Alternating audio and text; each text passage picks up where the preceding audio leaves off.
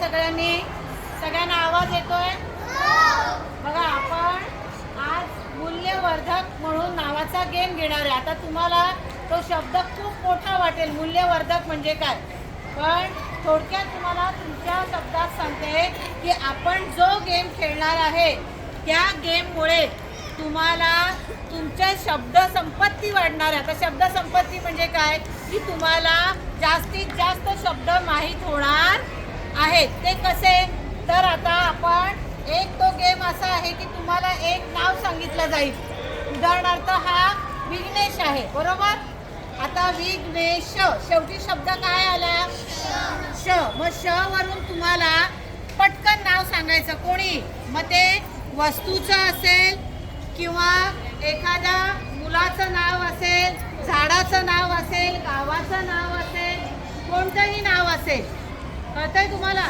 त्या नावाचं शेवटचं येणाऱ्या अक्षरापासून आपण नाव सांगायचं आहे. आणि मग त्याच्यामुळे काय होणार?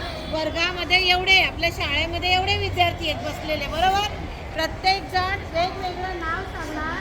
त्याच्यामुळे ही मोठी साखळी तयार होणार शब्दांची. म्हणजे काय?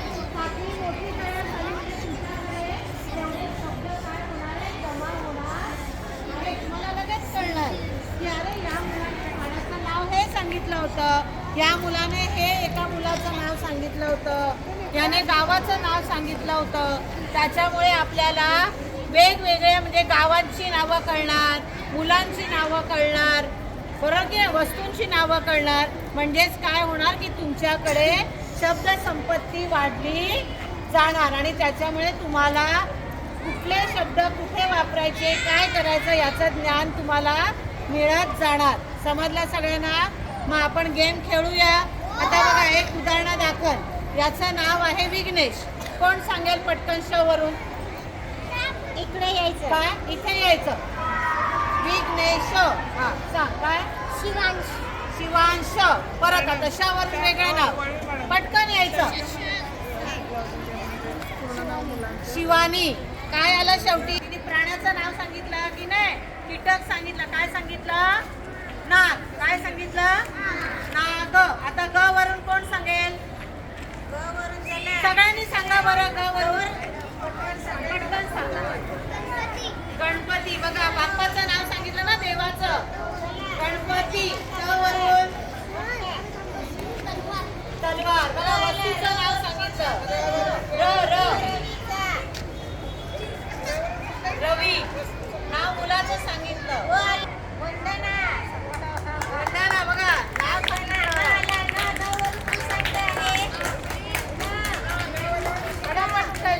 कोठारे.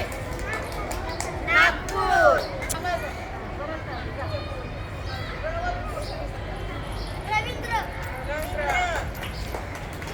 आता द्र आला. द वरून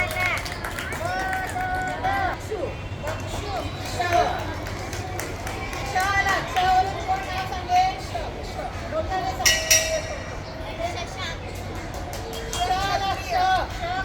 क्षत्रियाचा क्ष आला. आहे ना? क्षत्रियाचा नाही. श आला. क्षत्रिय.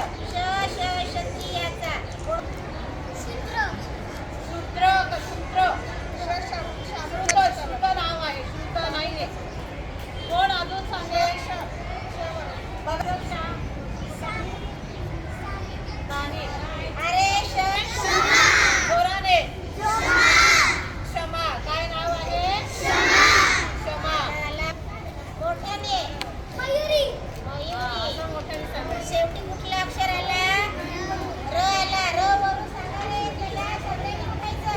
राजेंद्र. झालं राजेंद्र.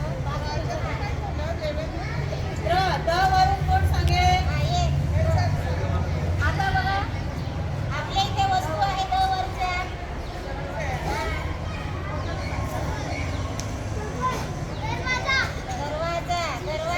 दरवाजा. दगड. हे तुम्ही आहेत सगळे बसलेले. कशा म्हणून आहे?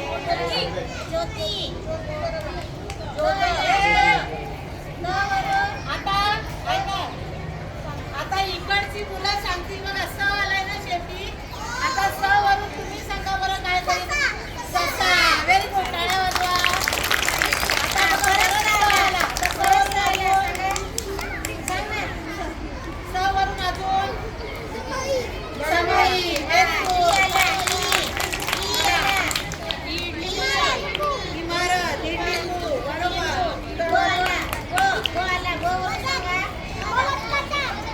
पदर.